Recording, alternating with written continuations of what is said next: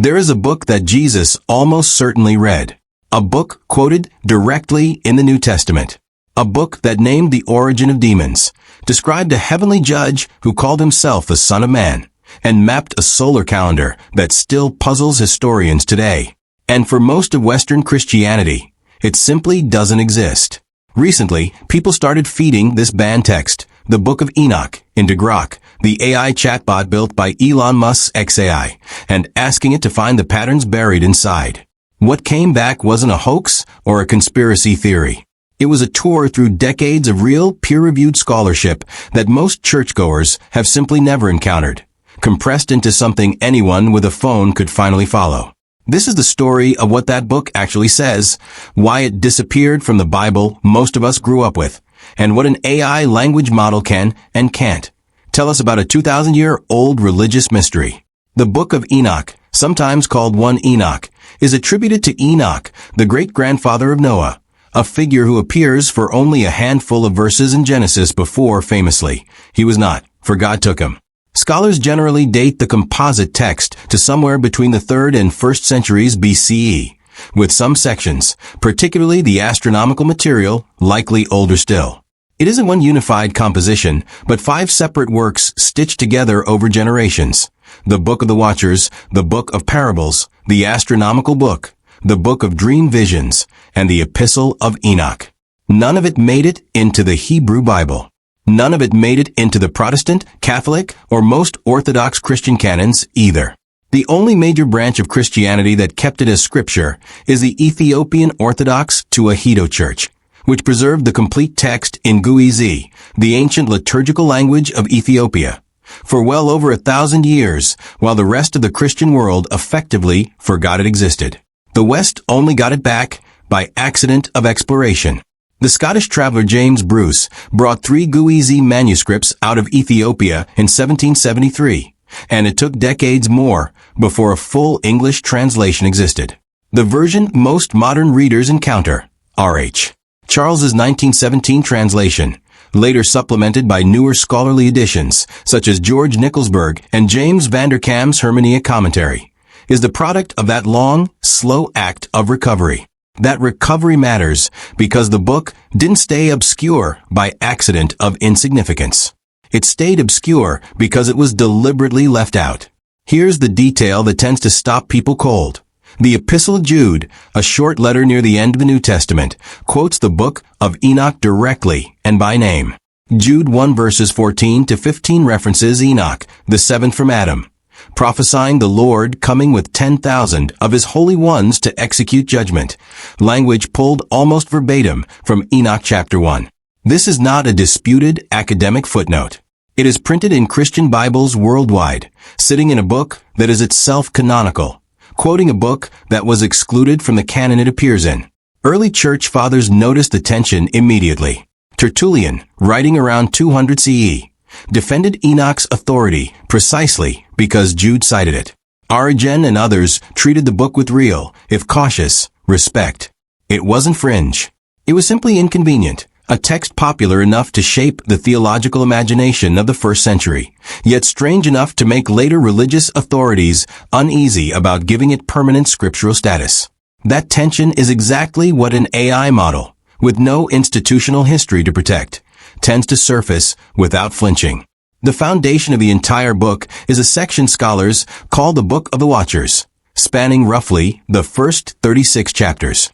It expands on 4 strange verses in Genesis 6, where unnamed sons of God take human wives and produce a race of giants called the Nephilim, verses so compressed and cryptic that readers have argued over their meaning for 2,000 years. Enoch doesn't just gesture at that story. It builds an entire mythology around it. A group of 200 heavenly beings called Watchers, led by a figure named Semjaza, descend to Mount Hermon and bind themselves by oath to take human wives. Their children become the Nephilim, violent giants who devour everything humanity produces and then turn on each other. When they die, the text says, their spirits remain on earth as the evil forces that continue to torment humanity. In a single narrative move, Enoch answers 2 questions the rest of the Bible leaves hanging. What happened to the giants? And where evil spirits actually came from? The Watchers also teach forbidden knowledge, the technology of war and adornment. One figure in particular, Azazel, is singled out for teaching humanity to forge swords and shields and for introducing cosmetics and jewelry, framed in the text as a corruption of the created order. For that, Azazel is bound and cast into darkness to await final judgment. This is where the comparison work an AI model does becomes genuinely useful, not because it's discovering something new, but because it can lay parallel traditions side by side instantly. Ask a model like Grok to compare Enoch's Watchers with the Apkallu of Mesopotamian mythology, semi-divine sages said to have descended from the heavens to teach humanity civilization's foundational arts, and it will note correctly that scholars such as Helga Kvanvig and Amar Anas have long argued for a real relationship between these traditions, likely transmitted through Babylonian material that filtered into the Jewish world during and after the exile. That isn't a fringe theory produced by a chatbot. It's a documented line of comparative mythology research going back decades. What's new is simply how fast a non-specialist can now access it. Buried in Leviticus 16 is one of the strangest rituals in the entire Torah. On the Day of Atonement, one goat is sacrificed, and a second is sent alive into the wilderness for Azazel, a phrase most English Bibles simply transliterate without explanation, because nobody reading only the Hebrew Bible has any idea who or what Azazel is. Enoch answers the question Leviticus never does. Azazel is the bound watcher, the teacher of forbidden arts, imprisoned in the desert awaiting judgment. The scapegoat ritual, read against Enoch, becomes a symbolic act of sending the community's sin back to the very source that corrupted humanity in the first place. This connection isn't speculative. It's been discussed in scholarly circles since at least the early 20th century, notably in the work of R.H. Charles and later confirmed by Dead Sea Scrolls specialists who found the Azazel tradition well attested at Qumran. It's just a connection almost no one in a pew has ever had explained to them, because the book that supplies the missing context was never placed next to Leviticus in anyone's Bible. Chapters 72 through 82, the astronomical book, are widely considered the oldest layer of the entire Enochic tradition, and fragments of this section turned up among the Dead Sea Scrolls, dated to roughly 200 BCE, some of the earliest Enoch material we have. It lays out a 364-day solar calendar, divided into 4 seasons of 91 days each, tracking the sun's rising and setting points through a system of symbolic gates on the horizon. That detail reflects a real astronomical phenomenon. The sun's rise and set points genuinely do shift across the horizon with the seasons, and tracking those shifts was the backbone of ancient timekeeping long before precise instruments existed. This calendar differs from the lunar-based calendar that came to dominate later Jewish practice, but it matches the calendar system found in other Qumran texts, including material associated with the community that collected the Dead Sea Scrolls. That overlap is one reason scholars like James Vanderkam have argued for a real historical link between the Enochic tradition and the group at Qumran, whether or not they were the same community. None of this proves the astronomy is scientifically accurate by modern standards. It isn't, and any honest reading says so. What it demonstrates is a genuinely sophisticated tradition of patient, long-term sky observation, encoded into religious text centuries before anyone thought to separate astronomy from theology. Chapters 83 through 90, the dream visions, contain one of the strangest literary devices in ancient religious writing, the animal apocalypse, a retelling of biblical history where every major figure appears as an animal. Adam and Eve are white bulls. The Israelites are sheep. Their oppressors are wolves, hyenas, and birds of prey.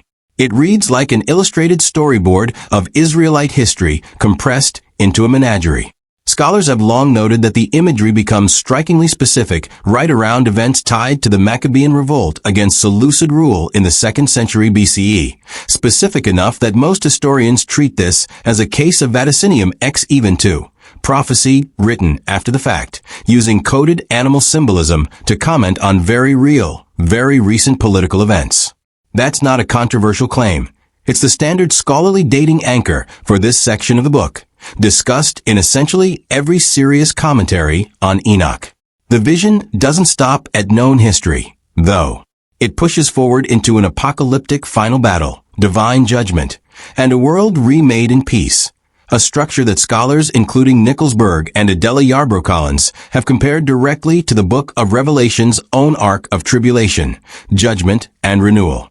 Whether Revelation's author drew directly on Enochic material or simply inherited a shared apocalyptic vocabulary that had become common currency by the 1st century CE remains genuinely debated.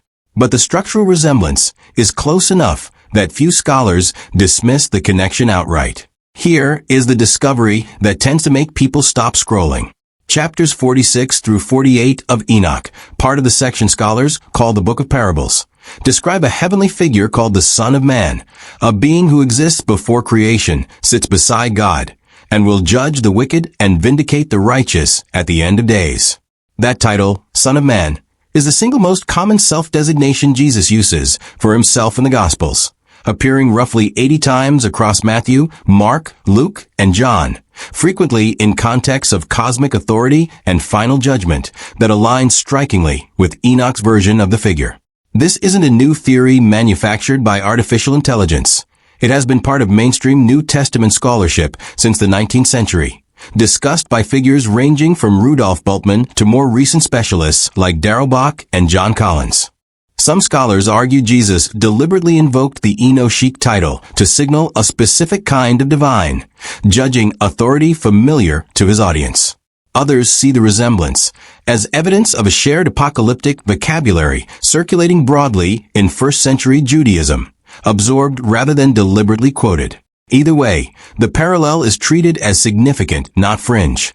There's an important caveat serious scholars insist on, and any honest treatment has to include it. The Book of Parables, unlike every other section of Enoch, has never been found among the Dead Sea Scrolls. Every other major portion turned up at Qumran in some Aramaic form. This one didn't. That absence has led some scholars to suggest the parables may have been composed later, or within a different community, than the rest of the book. It doesn't erase the connection to Jesus. The parables were almost certainly circulating by the late 1st century, regardless of what happened to survive in a cave near the Dead Sea. But it's exactly the kind of nuance that separates careful scholarship from an oversimplified headline. Any story about a banned ancient book needs to reckon with the strongest physical evidence available. And in this case, that evidence is remarkable. Fragments of Enoch were recovered from Cave 4 at Qumran, first studied in depth by the scholar Yosef Milik in the early 1950s and published in full in 1976. Roughly 11 separate Aramaic manuscripts of Enoch were identified among the scrolls, alongside additional material from a closely related work called the Book of Giants. That makes Enoch one of the best represented non-canonical texts recovered at Qumran, better attested, in terms of surviving manuscript witnesses, than several books that did make it into the Hebrew Bible.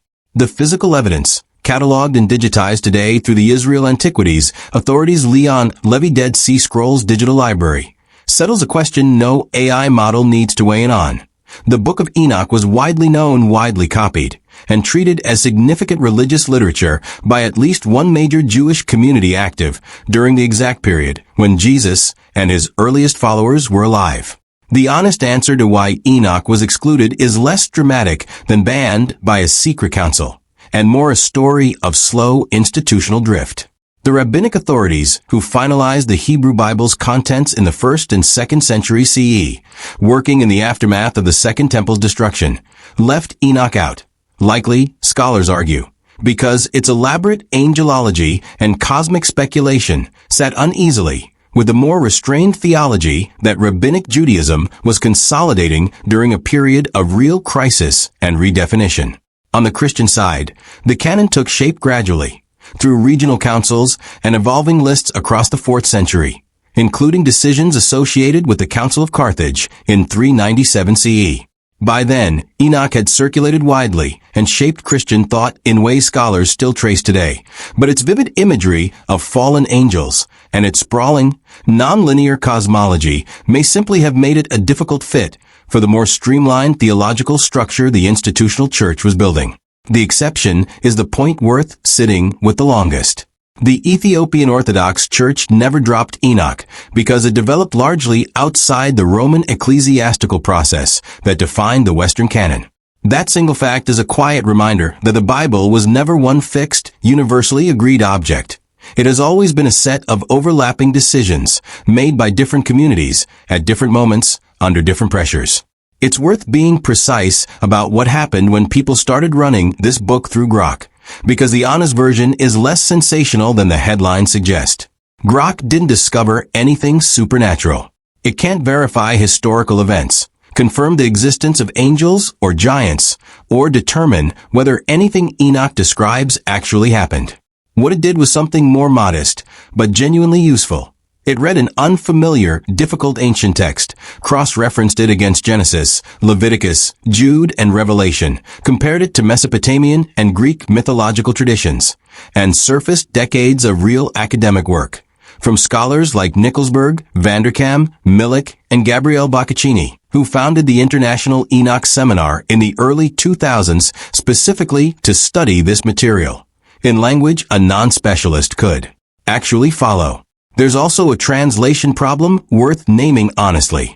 Enoch survives in Aramaic and Hebrew fragments and a complete uneasy text, and every English version involves interpretive choices that shape how a reader, human or artificial, understands the material. An AI model trained primarily on English language scholarship inherits those choices. It doesn't transcend them.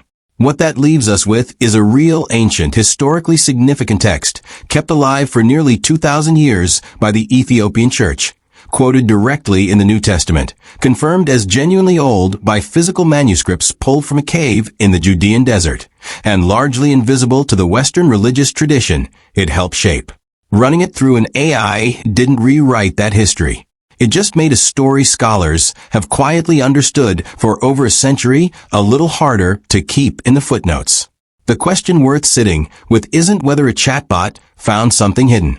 It's why a book Jesus' own generation almost certainly knew by heart never made it into the Bible most of the Western world grew up with, and what else might be sitting in that same gap, waiting for someone to ask.